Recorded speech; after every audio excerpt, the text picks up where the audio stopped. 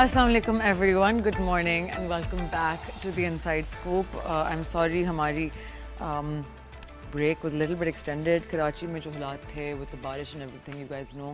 पिछला हमारा हफ्ता जो था, the index उससे पहले हफ्ते was climbing. फिर till Wednesday हम फिर से climb कर रहे थे. Thursday, Friday correction I, right? We came across some 2,500 points की selling toward Thursday and Friday, जिसकी वजह से market ने थोड़ा बहुत correction ली. It came down and settled and closed at 154,439 points after being at a high of 157,000. And इस हफ्ते का नेट गेन सिर्फ 162 पॉइंट्स था. सो वैसे हम नोटिस कर सकते हैं कि this is probably just some profit taking classic. हम ऑब्वियसली रेजिस्टेंस लेवल्स पे थे.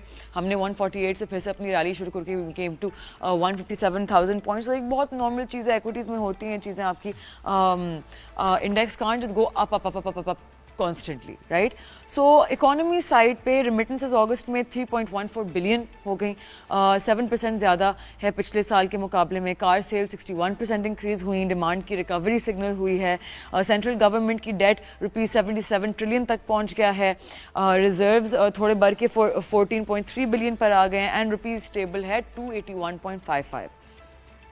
टॉप मूवर्स हमारी स्टॉक मार्केट साइड पे Engro holding company, Meezan bank, Hub Power ने इंडेक्स को सपोर्ट दिया.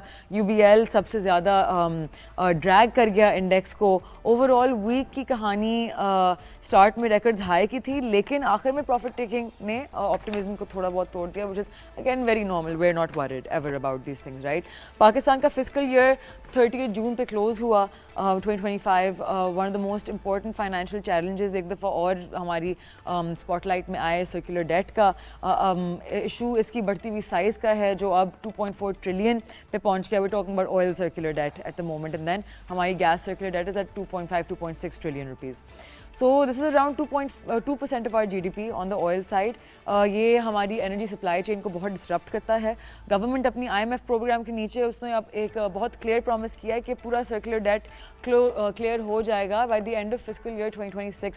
स्ट्रैटेजी मल्टी लेयर्ड थी, renegotiation multiples independent power producers के साथ जो 348 बिलियन रुपीज़ वर्थ थे, which is 254 billion in additional subsidies, मतलब कि 387 billion in waived interest liabilities. और सबसे बड़ा कंपोनेंट 1.2 ट्रिलियन का सिंडिकेटेड इस्लामिक फाइनेंसिंग पैकेज जो अरेंज किया गया with a consortium of 18 banks.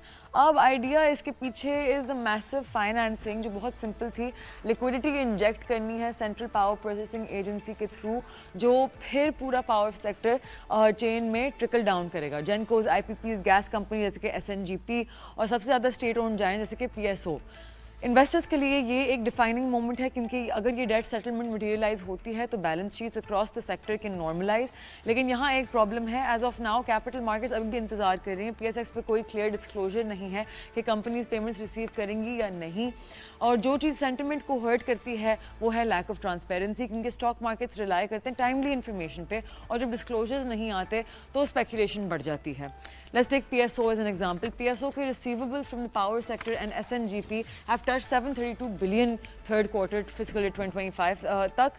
And अगर अभी भी उनको सिर्फ 66 बिलियन रिलीज होता है, that translates into 141 per share in cash terms. Technically earnings पे कोई direct effect नहीं होता क्योंकि revenue already booked है, लेकिन liquidity improve होगी, borrowing reduce होगी, dividend paying capacity बढ़ेगी. That's people are banking on. इसका मतलब है कि stock एक री-रेटिंग के थ्रू जा सकता है to make it more attractive, not just locally लेकिन compared to regional pairs as well. तो at present PSO trade करता है price to free cash flow ratio which is about 5.2x, which is already competitive. With a strong balance sheet ये ratio और भी compelling हो सकता है for investors. इसके पैरेलल एक और मेजर डेवलपमेंट है जो आ रही है, which is कि PSO is reportedly working with Hub Power and China's BYD Group ताकि वो एक nation wide EV charging network launch कर सकें through their retail footprint. Now think about this कि अब एक कंपनी जो हिस्टोरिकली पेट्रोल और डीजल डिस्ट्रीब्यूशन के लिए जाती है वो अब अपनी रीब्रांड करके अपनी next gen energy solution provider बन जाएगी. ये डाइवर्सिफिकेशन एक इट्स एक part of the strategy, right? And this shows कि आपकी कंपनी अब ग्रोथ की तरफ जा रही है and they're thinking of diversifying their portfolio as what products they offer. So that's always a good sign. PSO का role as a fuel supplier से ईवी इनेबलर तक ट्रांसफॉर्म हो सकता है. इन द बैकड्रॉप रेमिटेंसेस भी बहुत important है. उनकी अपडेट अगस्त 2025 में इनफ्लोज 3.1 बिलियन रहे, which is 7% higher year on year. हालांकि 2% lower compare to July. Saudi Arabia was top source 737 million, UAE 19% surge हुआ $643 million, UK 463 million, US for decline था with $267 million, down 17% year on year. ये remittances बहुत critical हैं. ये सिर्फ external account को support नहीं करती बल्कि हाउस होल्ड का डिस्पोजेबल इनकम को भी बढ़ाती हैं, डायरेक्ट कंजम्पशन और डिमांड को स्टिमुलेट करती हैं. So when you look at the bigger picture it's a mixed story.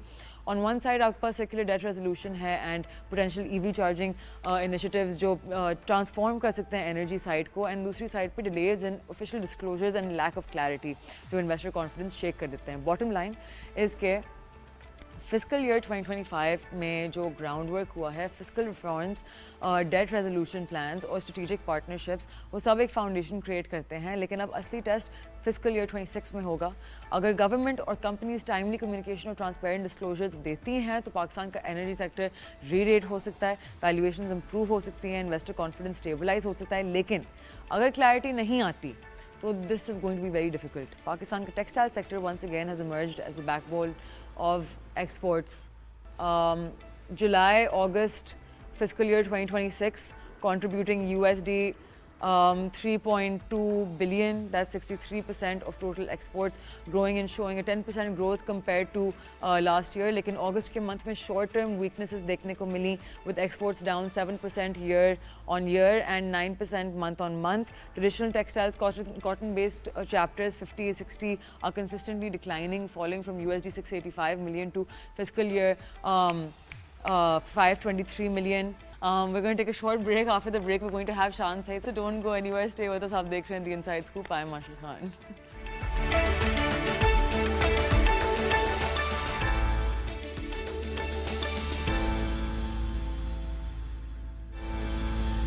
Welcome back to The Inside Scoop. Break पे जाने से पहले I'll let you guys know that we have indeed a very special guest with us today, Mr. Shan Said, who on our show is known for having right calls. Her asset class पर जब भी ये आते हैं, जो भी call देते हैं, उनकी prediction कुछ हफ्तों में, कुछ महीनों में बिल्कुल सही निकलती है. So hopefully, inshallah, today Shan sir is going to share some more of his views on certain asset classes with us, and he's going to tell us कि किस तरह हम उन्हें खुद से research कर सकते हैं, कौन सी किताबें पढ़नी है, all of those things. So thank you so much Shan Saab for joining us once again today on the show. Thank you Marshall for having me in your show. So sir, सबसे पहले I wanted to ask you कि there were certain topics जिन पे आप बात करना चाह रहे थे with our audience. That was the real estate market. You want to talk about the yuan, which is the currency for the emerging market, real estate, which is the new global currency, gold, which is the only asset with zilch counterparty risk, and how dollar is heading for tail end risk. So शुरू करते हैं with real estate, sir. What are your views on it? How is it in Pakistan? And लोग क्या अभी भी उनको invest करना चाहिए real estate में यहाँ? जी बिल्कुल, real estate has become the new global currency. 2015 में हमने एक किताब लिखी थी यहाँ मलेशिया में, और जो अभी भी काफ़ी लोग उसको फॉलो कर रहे हैं. उस किताब में हमने 2015 की बात है, हमने डोनाल्ड ट्रंप का जिक्र किया था that he is not happy with the US economy. Page 17 में हमने मेंशन किया था यूरोप इज डेड, क्योंकि 2010 में अगर आपको याद हो कि ग्रीस में क्राइसिस आया था और जो पिग्स इकोनॉमीज थे वो काफ़ी अंडर प्रेशर थी. और फिर हमने इसी बुक में लिखा, ये मैं आपको दिखा रहा हूँ पेज 22 पे, the Chinese will drive the global economy. और आज हमने देखा है कि ज़्यादातर चाइनीज इन्वेस्टर्स पूरी दुनिया में जा रहे हैं. और ये किताब एब्सोल्युटली फ्री है. मैं आपको एक बड़ी छोटी एग्जांपल देता हूँ. Because we at IQI we are present in more than 30 countries. Pakistan में भी हमारी प्रेजेंस है, कराची और लाहौर में. अगर आपने 5 साल पहले दुबई में for example 1 million dirham invest किया होता रियल स्टेट में, आज वही 1 मिलियन दिरहम जो है वो 2 मिलियन दिरहम हो गया. This is the value of real estate, tangible assets. ये हम उसी एरा में आ रहे हैं 1970s के, जब लोगों ने, जो सोफिस्टिकेटेड और स्मार्ट इन्वेस्टर्स थे, जिनको हिस्ट्री और इकोनॉमिक्स का जानते हैं, they took position in tangible assets. So when I talk about tangible assets, I'm talking about real estate, I'm talking about gold and silver, I'm talking about arts, I'm talking about agriculture, I'm talking about luxury goods. तो उन लोगों ने, क्योंकि उस ज़माने भी 1970s में oil shock आया था, जियो पॉलिटिकल रिस्क था, गोल्ड की प्राइस ऊपर थी, और आज भी जो है वो गोल्ड और सिल्वर की प्राइस ऊपर जा रही है। और हम देख रहे हैं ज़्यादातर जो इन्वेस्टर हैं, जो आपको पता है जो IQI के रियल स्टेट ब्रोकरेज हाउस है, we are number 1 in Malaysia, we are one of the top in Asia Pacific. तो हमारे पास जो इन्वेस्टर्स आ रहे हैं वो रियल स्टेट जो है वो ख़रीद रहे हैं for the long run, for investment, क्योंकि रियल स्टेट एक ऐसी प्रोडक्ट है, एक ऐसी एसेट क्लास है जो हमेशा रिटर्न आपको दे के जाती है। तो मेरा ख्याल है इन हालात जो इस वक्त पैदा हो रहे हैं पूरी दुनिया में, global economy is going through tumultuous times. So in order to have peace of mind, in order to protect your wealth, it's very important that those sophisticated and smart investors who are listening to your program, they should take position in real estate. That is the new global currency. तो हमारी जो book का title है, अगर आपने देखा होगा, it says real estate the new global currency. Yeah. So it is coming very handy, and it has proven its worth after 10 years.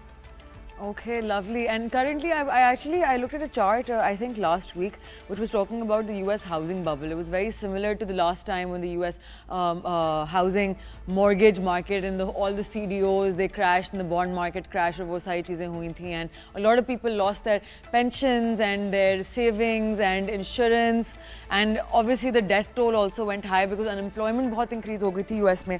So specifically talking about the US housing market, do you think this applies there as well? Absolutely, मेरा ख्याल है US की housing market अभी भी ऊपर जा रही है। जो शिलर इंडेक्स है, जो येल के प्रोफेसर हैं, नोबल लॉरिएट रॉबर्ट शिलर, उनका जो केस शिलर इंडेक्स है वो अभी भी इंडिकेट कर रहा है कि प्रॉपर्टी मार्केट जो है वो भी बड़ी हॉट है। और जैसे कल मीटिंग हो रही है फेड की, अगर उन्होंने इंटरेस्ट रेट कम किए और वो जो होने जा रहे हैं 25 बेसिस पॉइंट या 50 बेसिस पॉइंट का कट होगा, उससे जो प्रॉपर्टी मार्केट है, मॉर्गेज रेट मजीद नीचे जाएंगे, उससे प्रॉपर्टी मार्केट में एक मजीद बूम आएगा। और वो जो बूम है मेरा ख्याल है वो रहेगा, क्योंकि बहुत सारे लोग इस वक्त कैश होल्डिंग उनकी काफ़ी ज़्यादा है। इवन अगर आप देखें वॉरेन बफेट को, उनकी कैश होल्डिंग जो है इस अराउंड 344 बिलियन, और 2021 में उनकी कैश होल्डिंग 145 बिलियन डॉलर्स थी। तो मेरा ख्याल है ज़्यादातर लोग वेट कर रहे हैं कि जो है इंपॉर्टेंट एसेट क्लासेस में पोजीशन लें, and real estate is one of them. Okay, lovely. And आपने you mentioned कि yuan is the new currency for emerging markets and कि dollar is heading for tail end risk. Would you like to elaborate इस पे थोड़ा सा why you feel so? जी बिल्कुल। 7 जनवरी 2011 को मुझे एक ग्रुप ऑफ इन्वेस्टर्स ने बुलाया था न्यूयॉर्क में, और जो topic of presentation was currency for the emerging market. The audience, they laughed at me. People said Shan is mentally retarded, Shan is on drugs, he has got low IQ level. But the only person who believed me in my insight was my Nobel laureate professor, late Gary Becker, who flew down from Chicago to New York just to listen to me. तो उस वक्त जो है मैं 2011 में Chinese yuan की बात कर रहा था, और आज फास्ट फॉरवर्ड 14 साल बाद हम वही ब्रिक्स का देख रहे हैं कि ब्रिक्स में ज़्यादातर बात हो रही है कि चाइनीज़ युआन में पोजीशन ली जाए, चाइनीज़ युआन को खड़ा किया जाए against USD। Chinese yuan by the way has appreciated 2.4% against USD YTD। तो मेरा ख्याल है चाइनीज़ युआन की जो पोजीशन है वो बड़ी इस वक्त स्ट्रॉन्ग है। चाइना ने अपनी गोल्ड होल्डिंग इंक्रीज कर ली है, बहुत सारे सेंट्रल बैंक्स इस वक्त जो है वो गोल्ड की बाइंग कर रहे हैं। ऑन दी अदर हैंड जो डॉलर है उसका वही हिस्ट्री रिपीट हो रही है जो 1970s में हुआ था। मशल अगर आपको रिकॉल कर सकें, from 1976 to 1981 US dollar depreciated 50%, 50% depreciate हुआ था।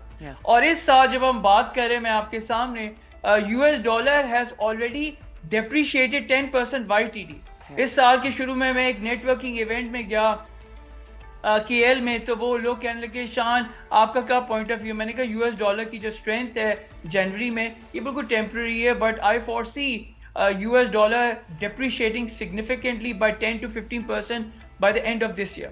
And this is exactly what is happening because Fed is under pressure.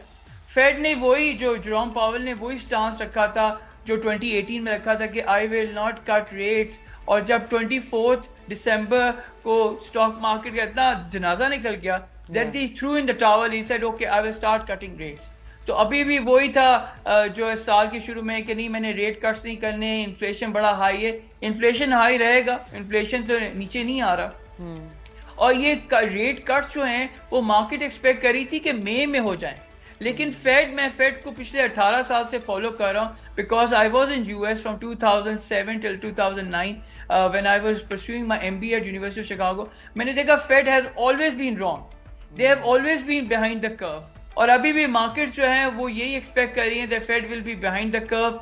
Inflation जो है वो दोबारा वापस आएगा, और इस वक्त जो भी हो रहा है मशल, ये 35 साल पहले one of the greatest Nobel laureates Milton Friedman, his book Money Mischief the Episodes in Monetary History, उन्होंने चैप्टर 8 में बिल्कुल क्लियरली वाज़ेह कर दिया था how Fed is going to create inflation, page 189।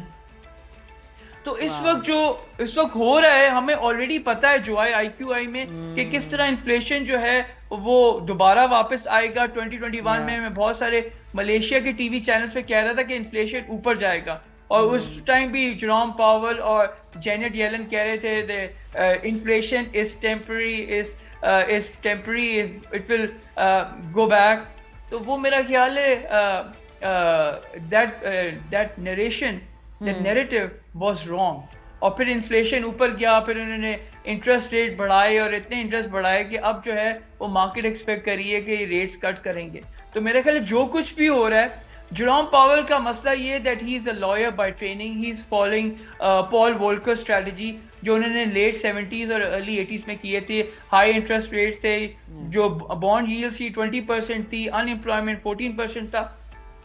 अब वो जो 1970s और अर्ली 80s की स्ट्रेटजी है वो 2024 2025 में अप्लाई नहीं हो सकती because the markets are different, the dynamics of the global economy is different, geopolitical risk is going in a new direction, investors they are convoluted कि उनको पता ही नहीं क्या हो रहा है। आपको अगले दिन का नहीं, अगले 1 घंटे का नहीं पता कि मार्केट किस डायरेक्शन में मूव हो रही है क्योंकि जियोपॉलिटिकल रिस्क इतना अनसर्टन हो गया हुआ।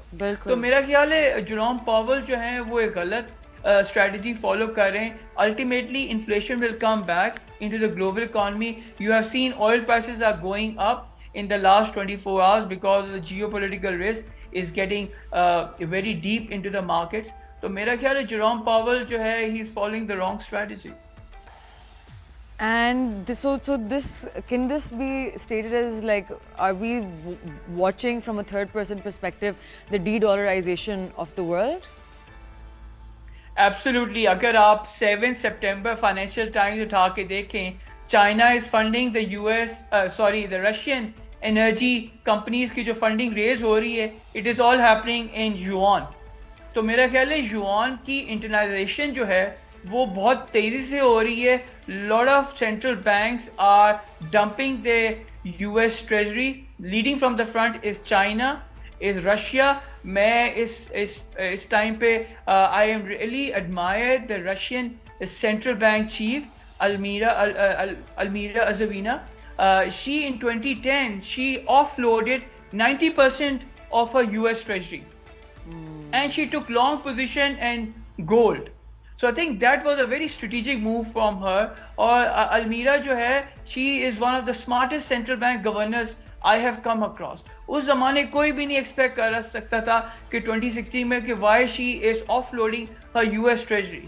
लेकिन आज 9 साल बाद सबको पता चल रहा है कि why she is the smartest. और गोल्ड की प्राइस देखें, 15 दिसंबर 2016 को गोल्ड की प्राइस जो थी वो थी $1,060 पर आउंस, और आज जो है गोल्ड की प्राइस जो है वो $3,642 पर आउंस है।